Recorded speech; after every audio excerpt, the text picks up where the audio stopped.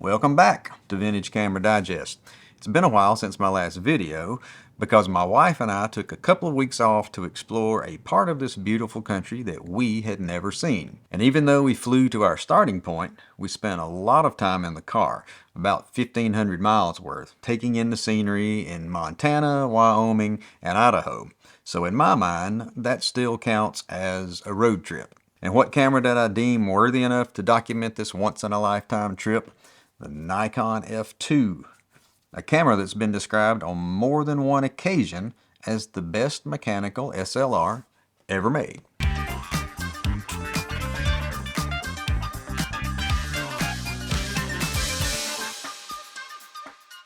Back in 1959, Nikon set the bar for a professional 35mm SLR with the release of the Nikon F.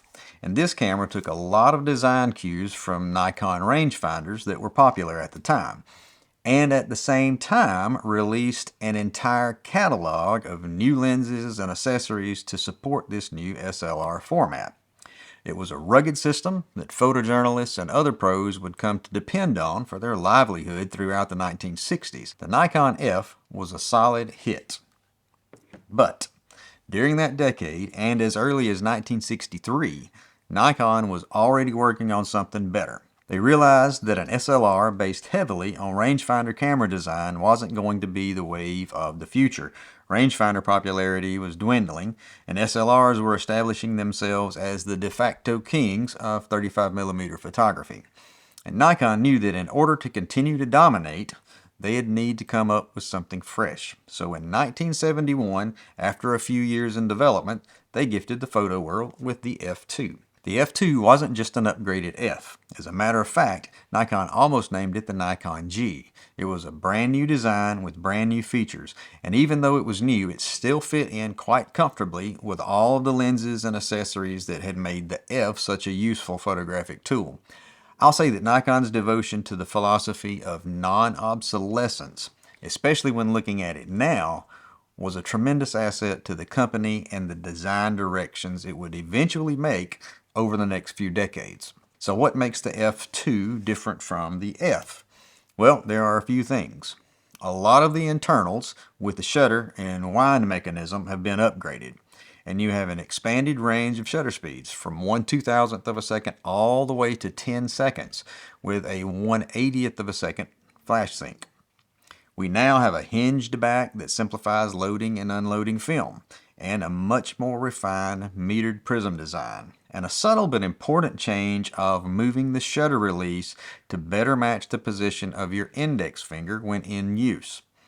On the F and the previous rangefinder bodies it was based on, the shutter release feels to be positioned a little too far toward the back of the camera. So on the F2, it was moved forward, and the meter on-off switch was also incorporated into the wind lever. Now, since the camera is fully mechanical, the batteries only power the meter, and this is also where we'll find that it deviates from the original F. On the F photomic finders, the battery used was a 1.3 volt mercury battery that was installed into the finder itself.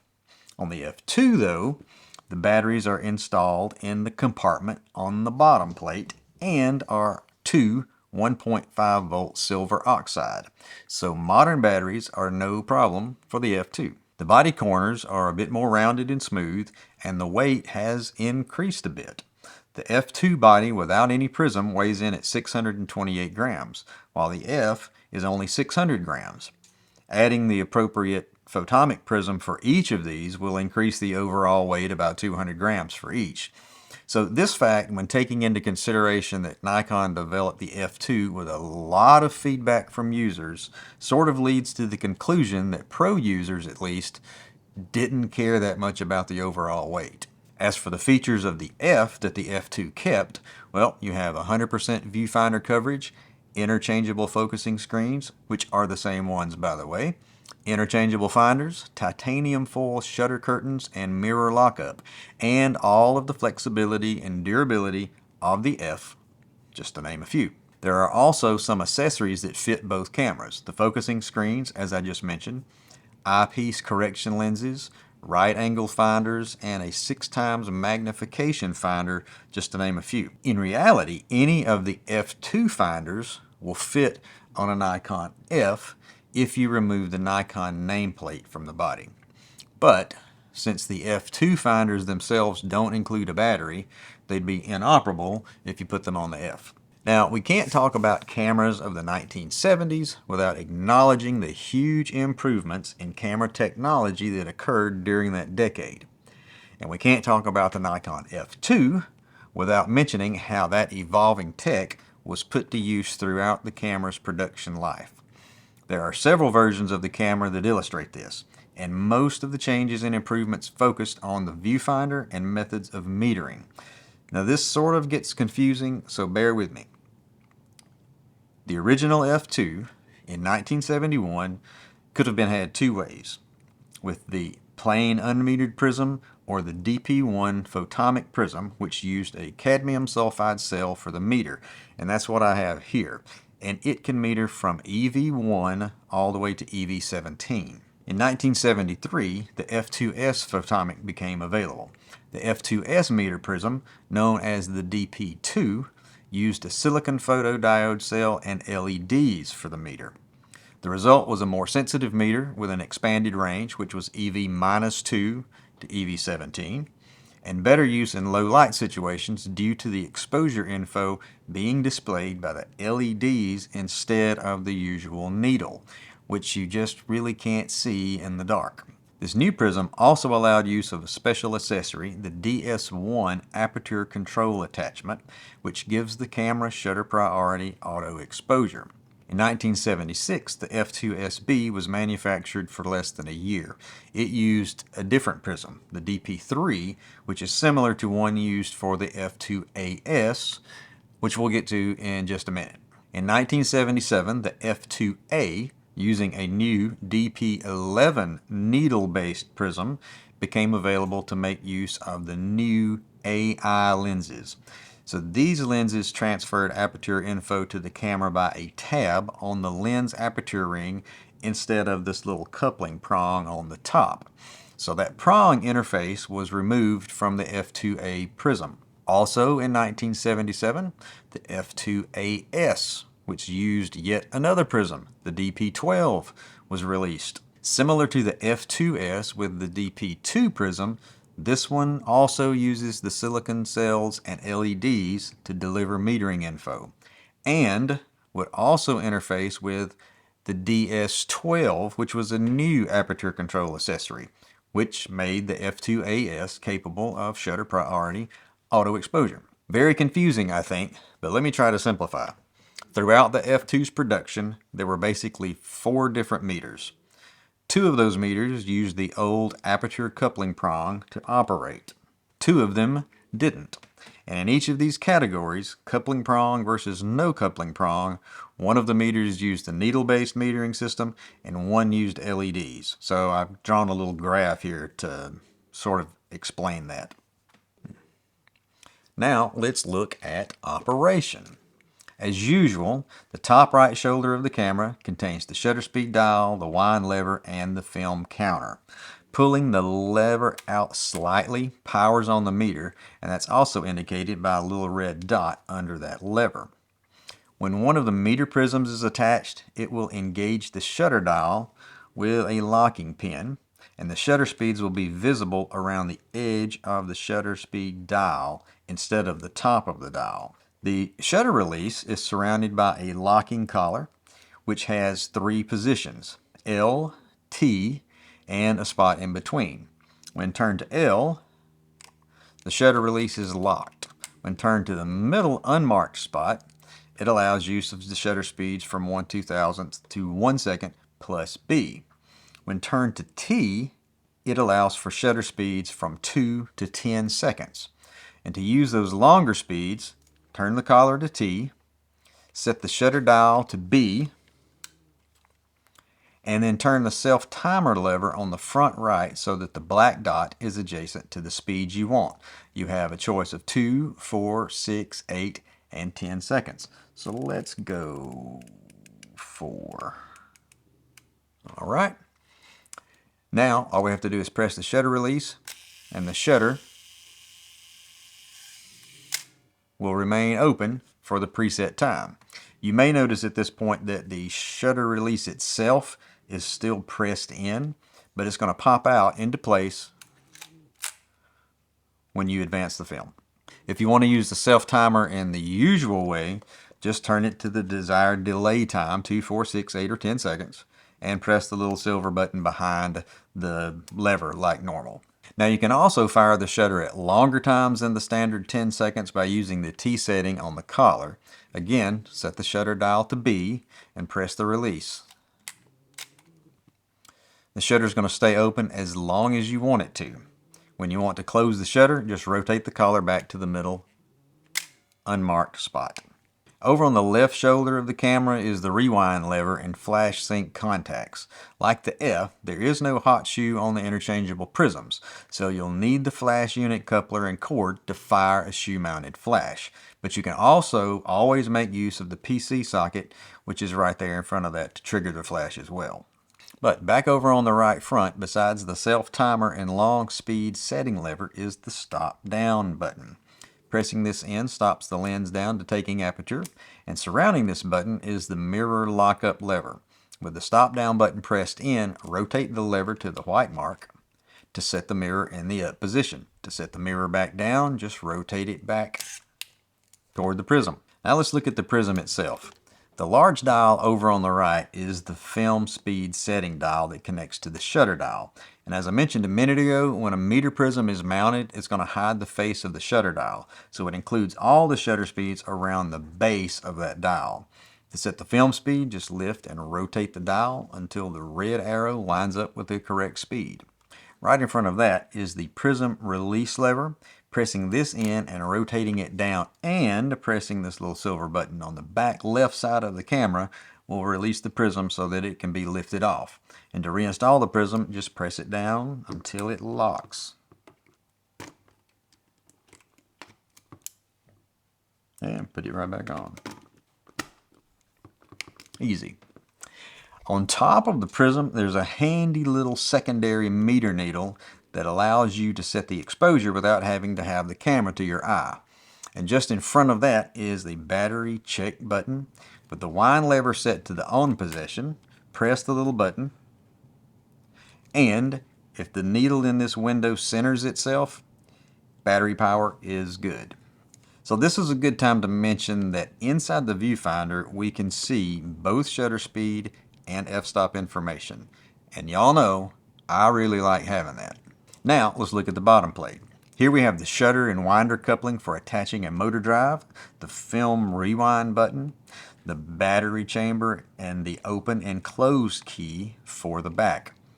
To open the back, just lift up on the key and rotate, and there you go. When you close it back, be sure to rotate it back to C, and you're good to go. Now, one final thing I want to point out about the operation is how to properly mount and unmount a lens so that the aperture coupling prong correctly engages with the meter. To remove a lens, first set the aperture ring to the minimum f-stop, and in this case it's f22. Then pressing the lens release button and rotating the lens clockwise will disengage it from the prism and allow for safe removal. To mount a lens, we're going to do the opposite. We're going to set the aperture ring to its maximum f-stop, which in this case is 1.8. Then we're going to insert the lens, turn it clockwise, and then rotate the aperture ring through the entire range. This will ensure that the coupling prong and meter are going to engage. Now, all that's left to do is to show this thing in action.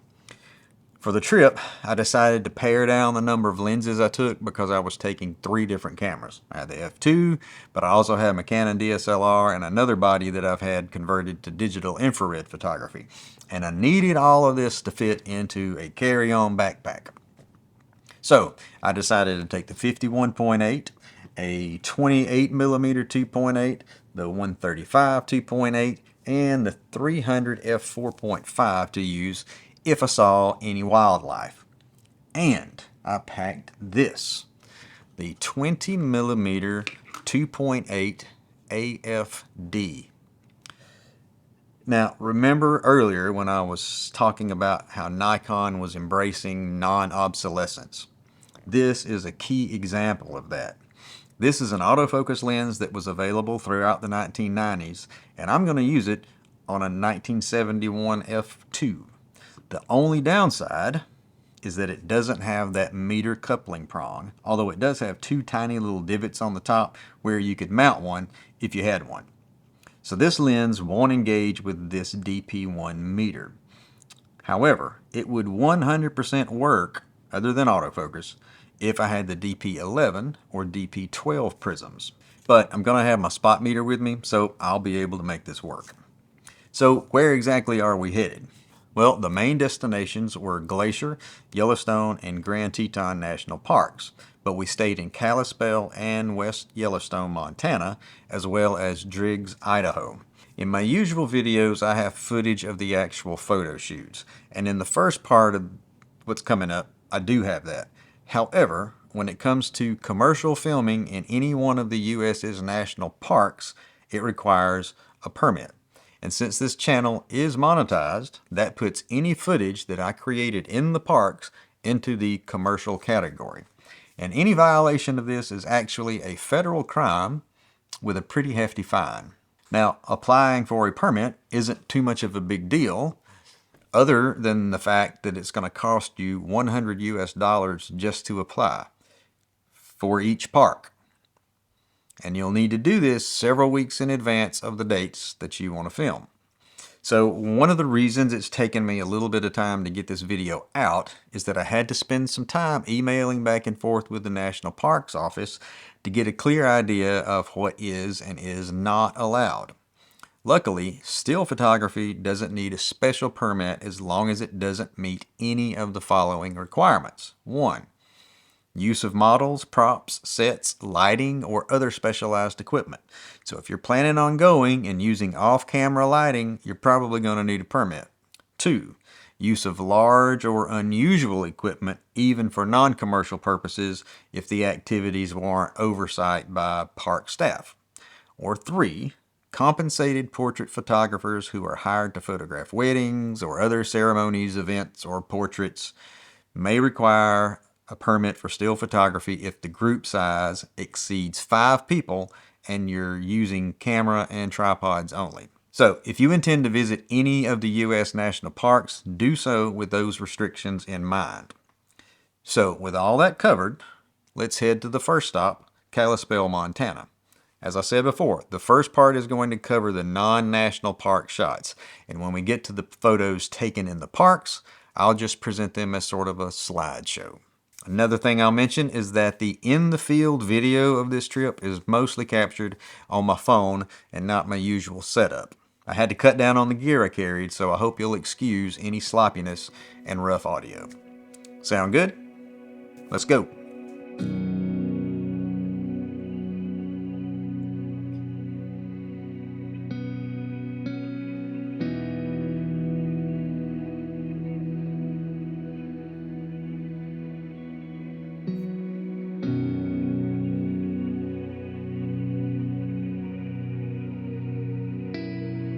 I don't know how clear the audio is out for any of this, but I'm trying to do this sort of low-key and not quite as intense the way I usually film, because I usually have another camera. I got all these mics and everything going on, so maybe the audio's okay.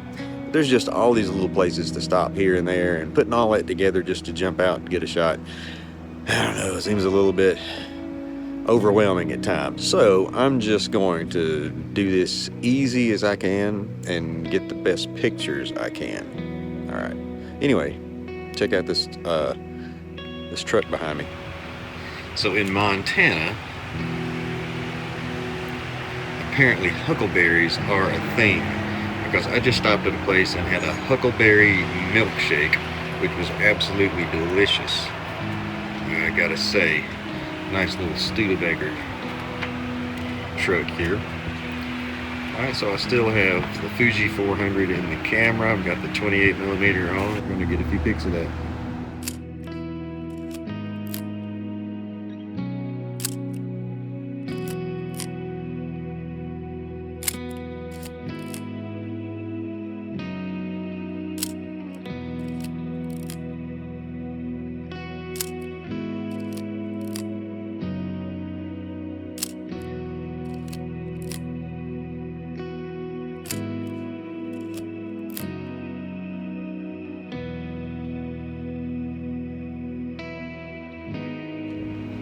So we had some time to kill this morning. Had to take part of this day to do some laundry on our trip. So we are in West Yellowstone, Montana, and I thought I'll just walk around the town a bit and see what I can see. Shoot up the rest of this roll of color, and then I'm gonna put in a roll of T-Max 100, get some black and whites, because I have not done any black and whites yet. See what we can find.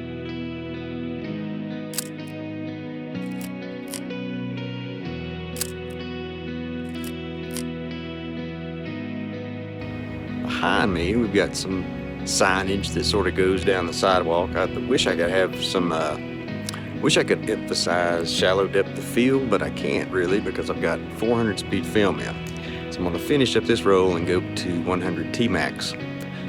I'd like to make it where this sign would be the only one sharp and have shallow depth of field in the background. But I've got 400 speed film, and even at 1/2000th of a second, my f-stop is f8, so we'll do what we can.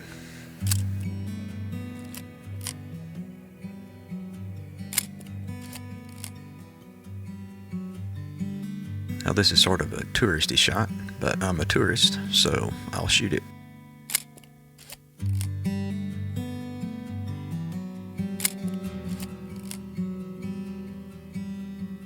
So it's kind of loud out here this morning. We got some construction or some utility work going on across the street. I don't know if you'll hear this or not, but I have found a rack of American cowboy hats. And since we're in the shade, I'm gonna be able to choose a wider f-stop and sort of center the focus on this center cap.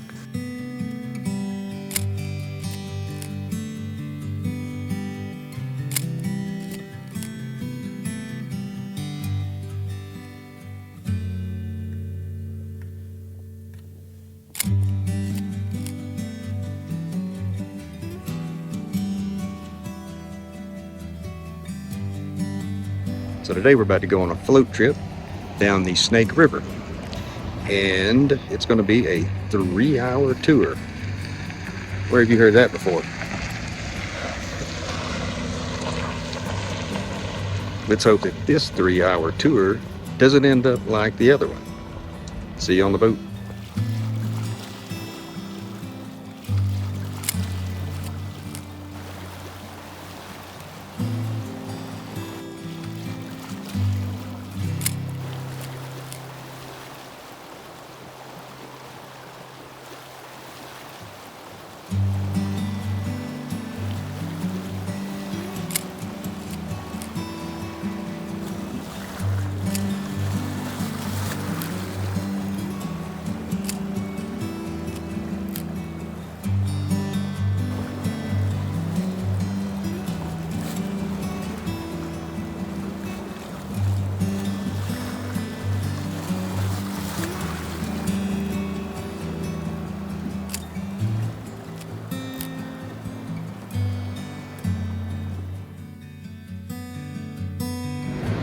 So now we're at Driggs, Idaho, and we're visiting the Grand Teton State Park.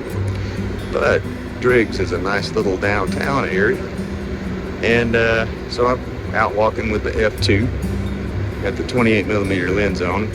It's probably not the best choice for today, but we have a large chess board behind us, and the way that the sun's coming in from here this way, it's going to give us some good short lighting on the pieces, so I'm going to try that.